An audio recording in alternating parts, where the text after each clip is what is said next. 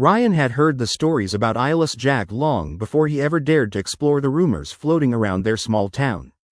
Eyeless Jack was the narrative woven into the fabric of boisterous late-night campfires, whispered from one friend to another like a cautionary tale, always told with an air of morbid curiosity. The legend spoke of a creature who prowled the darkness, a being with no eyes but still capable of seeing into the souls of men. It was a tale often dismissed by adults, attributed to the wild imagination of children. But as Ryan sat in the circle of his friends one fateful Friday night, the weight of that legend hung heavy in the air. "He's out there, you know," Sarah said, flicking her flashlight off her face to punctuate her seriousness. "They say he comes out when the moon is high, looking for his next victim." Ryan and the others laughed, but his heart raced with a mix of fear and excitement. Later that evening, unable to shake off the growing dread entwined with the thrill, Ryan excused himself. He needed to clear his mind. The nearby woods beckoned him, shrouded in mystery beneath the silvery light of the moon. He wandered deeper, driven by a desire to confront the fears that seeped into his bones. The shadows seemed to whisper his name, and every rustling branch sent chills skittering down his spine. As he ventured on, the woods transformed. The laughter from his friends faded into a memory, leaving only the crunch of leaves beneath his feet and a disorienting darkness overhead. With each step, the chill deepened, as if the forest itself was holding its breath. Suddenly, a noise broke through the stillness, a low, guttural sound echoing from somewhere ahead. Ryan's heart raced as he crept closer, curiosity battling with an instinct to flee. Just then, a flash of movement caught his eye. He stilled, narrowed his gaze, and felt his breath hitch.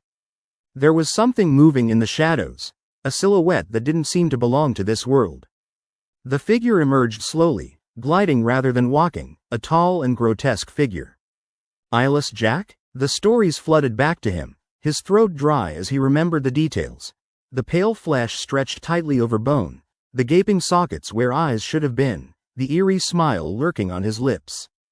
Ryan could scarcely breathe. What he saw before him was both captivating and repulsive. "Who's there?" he shouted, the bravado in his voice faltering under the weight of terror. The creature stopped, tilting its head in a manner that exuded both curiosity and malice, as if sizing him up. Ryan stumbled back, nearly tumbling into the underbrush. "Run!" A voice in his mind screamed, but his feet felt like they were glued to the earth. For a moment, they stood there, locked in a surreal battle of wills. Then, Jack moved. Faster than Ryan could comprehend, he launched himself forward, slashing through the space between them. The stench of decay washed over Ryan as the creature reached for him, long, bony fingers stretched out, inviting and horrifying at once. Ryan finally regained control of his limbs, bursting into a sprint, heart hammering like a drum against his ribs. He raced through the trees, branches clawing at him as he barreled past, gasping for air. Behind him, the soft thuds of pursuit remained almost rhythmic, a dark symphony celebrating his fear. The slapping of footsteps echoed in the quiet night, it was gaining on him. He could feel the weight of its gaze even without eyes. He thought of the tales, how many had disappeared without a trace, and he felt a surge of adrenaline fueled by those chilling thoughts. Finally, as if borne by pure instinct, Ryan reached the edge of the forest. He could see the warmth of the campfire flickering in the distance, the comforting sounds of his friends laughing and joking drowning out the anxieties swirling in his chest. He launched himself forward, breaking the tree line and tumbling onto the grass.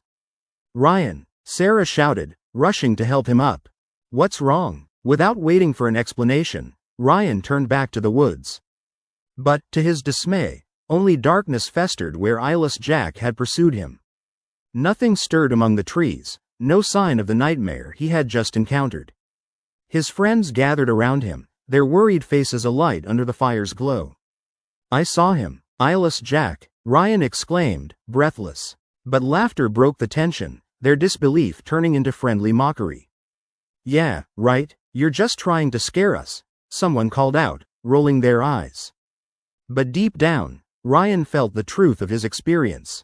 When he closed his eyes that night, he could still feel the presence of Eyeless Jack lingering, an emotional weight pressing upon his chest.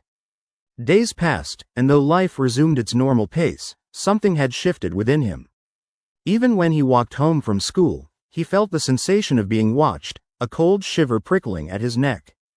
It haunted him, a dull reminder that darkness lay close and watched silently. One fateful night, unable to sleep, Ryan slipped from his house and back into the woods, the pull of the unknown too strong to resist. But this time, he was not seeking thrills, he needed answers. Breath held tight as he moved deeper into the shadows, he called out, "Eyeless Jack, I'm not afraid of you." In the stillness, a response echoed back, a whisper carried in the wind that sent shudders down his spine. Most believe their fears are mere stories. Ryan froze, fear wrapping around him like a spider's web, so tangible that he could hardly breathe. The laughter of his friends drifted through his mind, a distant comfort he would now never feel again. And standing there in the dark, he realized, the stories were only the beginning. Eyeless Jack was real, and lurking ever closer, gathering more than just his secret fears.